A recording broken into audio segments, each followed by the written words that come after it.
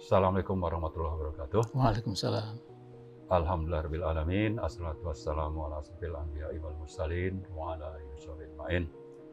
Alhamdulillah pada hari ini Jumat tanggal 19 Maret 2021 saya berkesempatan untuk berdialog, ngobrol ringan-ringan saja dengan Pak Amin, terutama terkait dengan masalah upaya dari tim pengawal peristiwa pembunuhan 6 Laskar FPI yang sampai saat ini kami dan juga Pak Amin terus berupaya agar kasus ini bisa dituntaskan sesuai dengan hukum yang berlaku, berkeadilan, dan juga dilakukan dengan proses hukum yang transparan.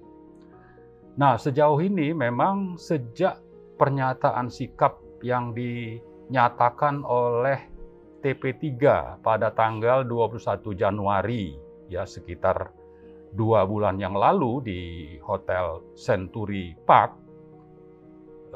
sampai dengan hari ini kami dari TP3 masih tetap optimis bahwa kasus ini akan bisa dibuka seterang-terangnya. Itu keyakinan kami. Terserah kalau Pak Jokowi dan semua anak buahnya ya, terutama Pak Mahfud atau Kapolri berpikiran lain, kami tidak masalah. Tapi keyakinan kami adalah demikian. Dan terakhir, kami juga sebetulnya awalnya pesimis dan tidak berharap untuk bisa bertemu dengan Presiden. Malah pernah kami nyatakan dari TP3, kami tidak merengek-rengek untuk minta ketemu Presiden.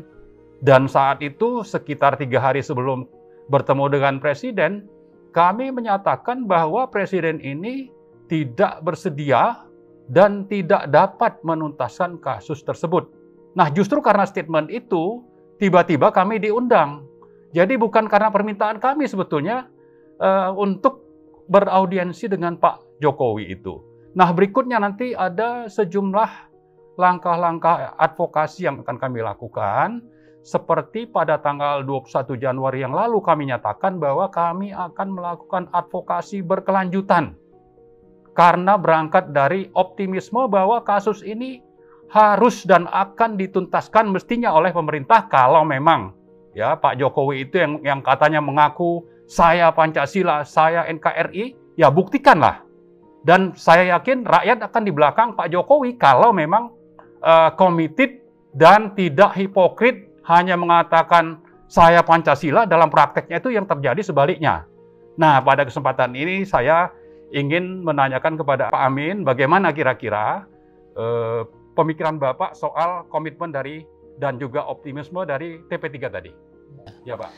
Baik, Assalamualaikum warahmatullahi wabarakatuh. Mas Marwan, jadi saya sudah meletakkan semacam ancang-ancang ya. Perjuangan kita ini namanya memang tidak mudah ya.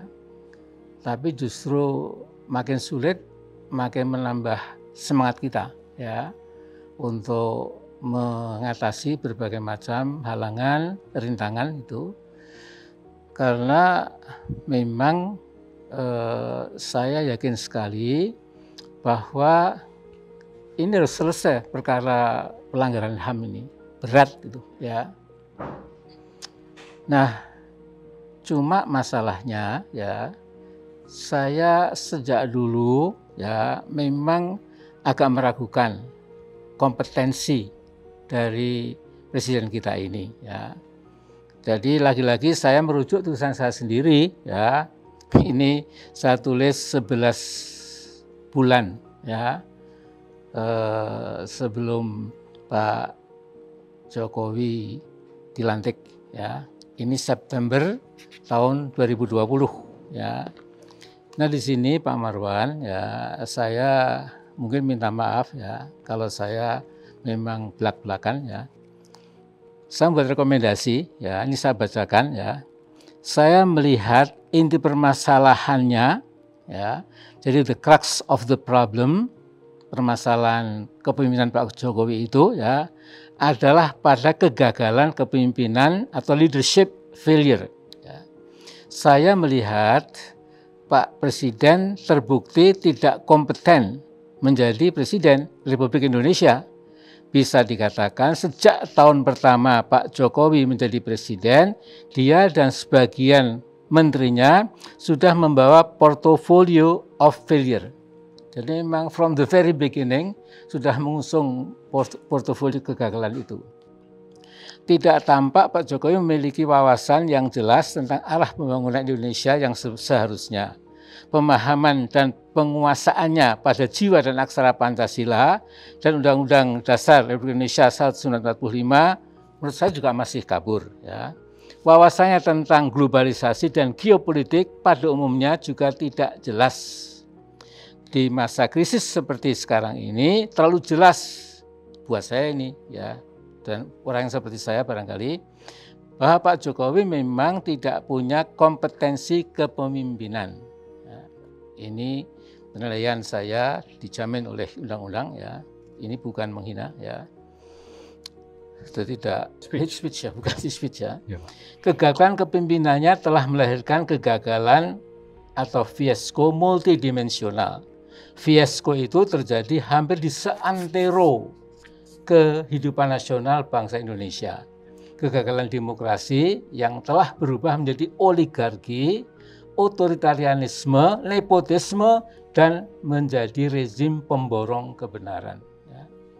Jadi dalam bahasa teknisnya itu, rezim ini menjadi solipsistic rezim, ya, yang merasa paling memborong kebenaran, yang selain rezim itu keliru, ya, nggak usah digubris, didengarkan, yang usah didengarkan. Ya. Jadi ini saya kira yang akan kita hadapi. Ya. Kebetulan, ya saya sebenarnya tidak suka itu ya mengunjing, tapi misalnya saya kaget, ya Mahfud ketika ditanya tentang kasus Pak Muldoko itu, ya mengatakan Pak Jokowi tidak tahu menahu sama sekali, memang agak kaget gitu. Nah kemudian saya quote, jadi Pak Presiden itu happy saja tuh, ya pakai happy saja tuh gitu. Jadi itu sesuatu yang begitu, menurut saya begitu serius itu, tapi itu happy saja tuh.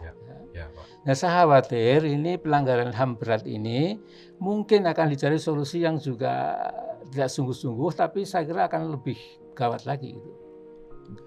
Nah jadi yang saya agak ratapi itu, ini sepertinya Presiden dengan sebagian menterinya itu sudah masuk ke Mutual Admiration Society, atau lebih tepat Mutual Admiration Club.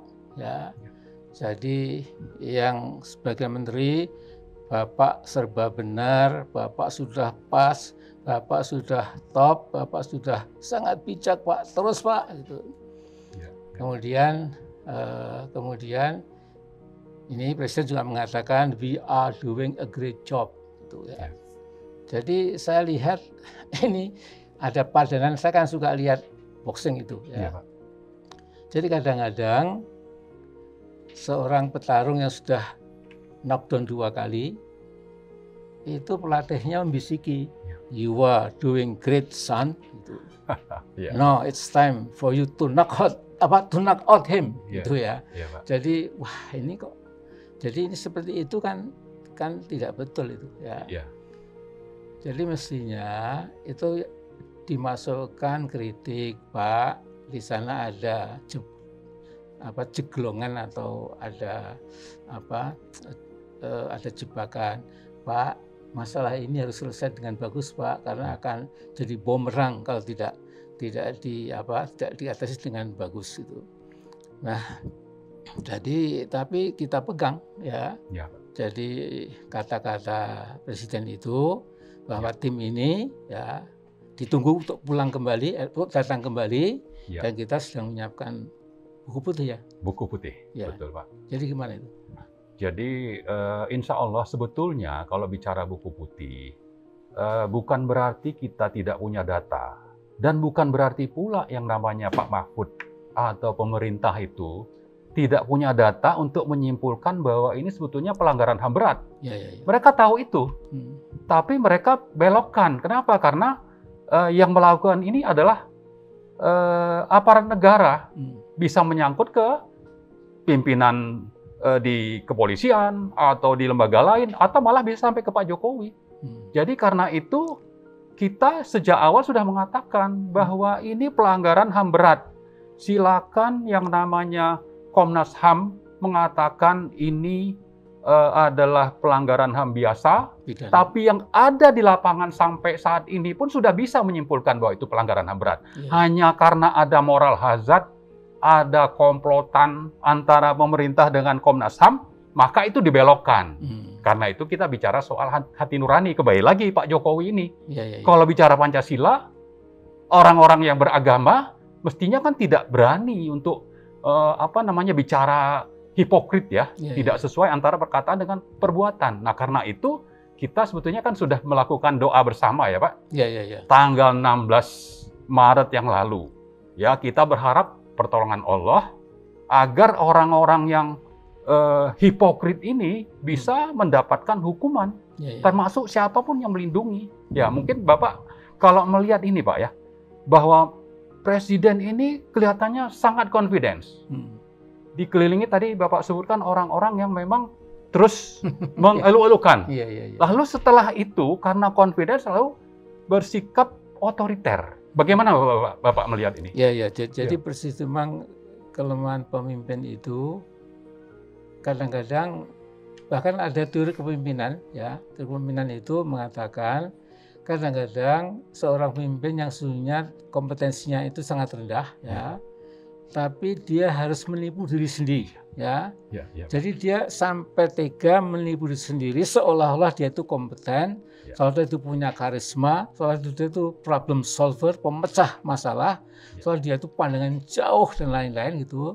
Sehingga kemudian ada sebagian masyarakat yang terpukau dengan self deception-nya itu ya. Pemimpin yang menilai dirinya itu serba bisa dan lain, padahal tidak serba bisa ya. Nah kemudian lantas memang banyak di dunia ini orang yang nekat begitu ya, sesungguhnya tidak kompeten ya, akhirnya jadi pemimpin sungguhan, jadi presiden ya, kalau zaman dulu jadi kaisar, jadi raja dan lain-lain itu. Ini memang bahaya ya. Jadi orang seperti kita ini Pak Amran memang sedikit ini perlu kita ya. Mungkin kita dianggap wah kok terlalu radikal, terlalu berani, mungkin ya tidak etis dan lain-lain. Ini bukan masalah. Justru yang punya etika itu orang yang berani mengatakan yang benar-benar, yang salah-salah gitu ya. Nah, jadi ini perjuangan TP3 insya Allah masih panjang ya, kita sudah siap gitu. Tapi kita terus saja berpegang kepada realitas yang objektif ya, jujur ya, apa adanya. Alhamdulillah nanti kalau buku putih sudah selesai akan kira-kira kita launching sebelum bulan puasa, Pak. Ya.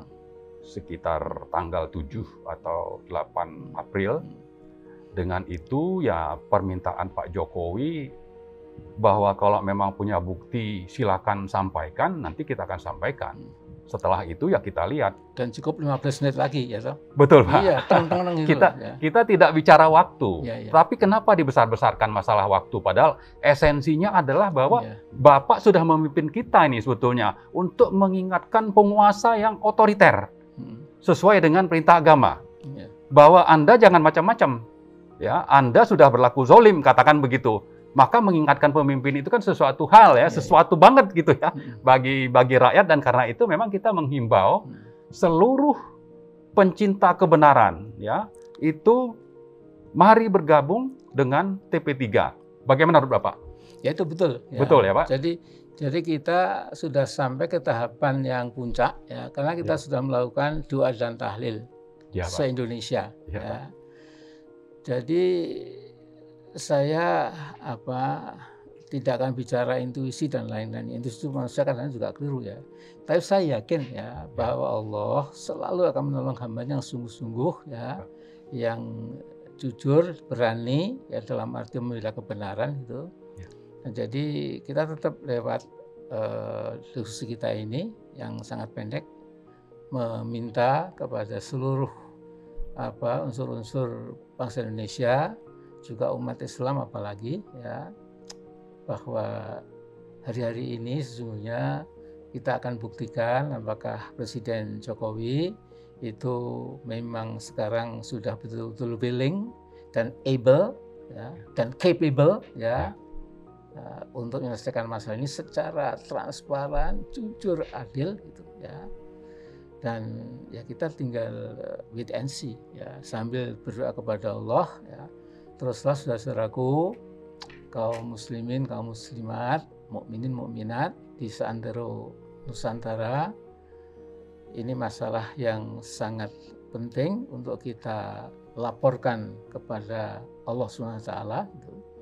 Jadi jangan sampai karena kita lengah, kita kurang kewaspadaan, ya, lantas peristiwa begitu pentingnya melanggar HAM berat itu pun juga akhirnya misalnya bisa dibelokkan, ya, dan kemudian nanti semua dianggap enteng, gampang, ya, happy-happy saja tuh dan lain-lain.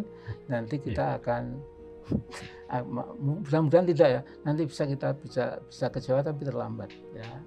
Jadi mumpung belum terlambat, ya, kita semua awasi, ya, betul-betul kita ikuti terus, ya, sehingga akan terjadi sebuah penyelesaian hukum yang adil, ya, yang transparan, gitu. Dan ini akan jadi momentum insya Allah buat masa-masa yang akan datang.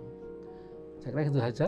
Ya, terima kasih Pak. Ya. Itu tadi bincang-bincang ringan dengan Pak Amin, meskipun masalahnya masalah HAM berat, tapi kita bicara ringan-ringan saja, bahwa kita pegang apa yang dijanjikan oleh Pak Jokowi, akan menerima masukan dari kita, kemudian akan menuntaskan kasus tersebut secara adil dan transparan. Mari kita tunggu sambil juga tetap berdoa. Kalau memang Pak Jokowi itu committed untuk berpegang kepada Pancasila, saya yakin, kita yakin semua Pak Amin, ya, saya kira bahwa ini akan dituntaskan. Tapi kalau tidak, justru nanti yang kita sampaikan itu dibelokkan atau dicari-cari alasan untuk diteruskan, ya memang itu kita tidak bisa mengatakan lain kecuali bahwa pemimpin itu pemimpin yang hipokrit.